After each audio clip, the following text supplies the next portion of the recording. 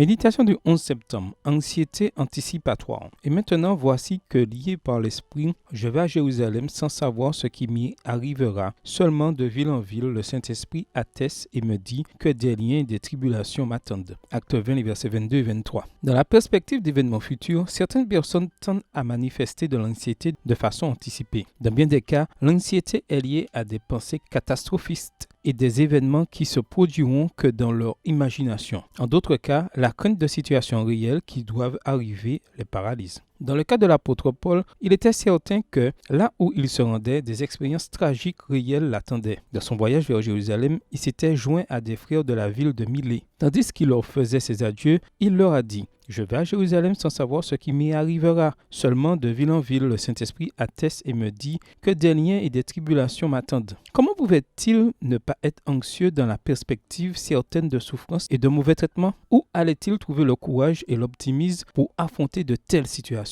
Les Écritures disent que Paul n'avait qu'une chose à l'esprit: achever avec joie la tâche que Dieu lui avait confiée. Mais je ne fais pour moi-même aucun cas de ma vie comme si elle m'était précieuse, pourvu que j'accomplisse ma course avec joie et le ministère que j'ai reçu du Seigneur Jésus d'annoncer la bonne nouvelle de la grâce de Dieu. Verset 24, version Louis II. Paul était conscient de son objectif dans la vie. Toute son attention, ses efforts et son engagement n'étaient pas destinés à contrôler ou diminuer son anxiété, à lutter contre les injustices de la vie, à dénoncer la méchanceté de ses persécuteurs, mais à accomplir son objectif d'annoncer la bonne nouvelle de l'amour de Dieu. Souvent, pour éviter la douleur, l'anxiété ou la souffrance, seules les vérités agréables de l'Évangile sont présentées et, quand arrivent les obstacles, ils sont perçus comme des choses étrangères à la volonté de Dieu. Au contraire, il est écrit que c'est par beaucoup de tribulations qu'il nous faut entrer dans le royaume de Dieu. Acte 14, verset 22. Nous pouvons malgré tout ne pas éprouver d'anxiété si nous nous occupons diligemment de l'œuvre que Dieu nous a confiée et si nous dirigeons notre regard vers celui qui a prévu une solution pour chaque problème. Êtes-vous conscient de votre objectif dans la vie? Reconnaissez-vous et distinguez-vous la tâche que Dieu vous confie? Rappelez-vous, Jésus voit la fin depuis le début et dans chaque difficulté, il a pourvu à notre soulagement. En demeurant en Christ, nous pouvons toutes choses par celui qui nous confie. Extrait du livre Testimonies for the Church, témoignage pour l'Église, volume 7,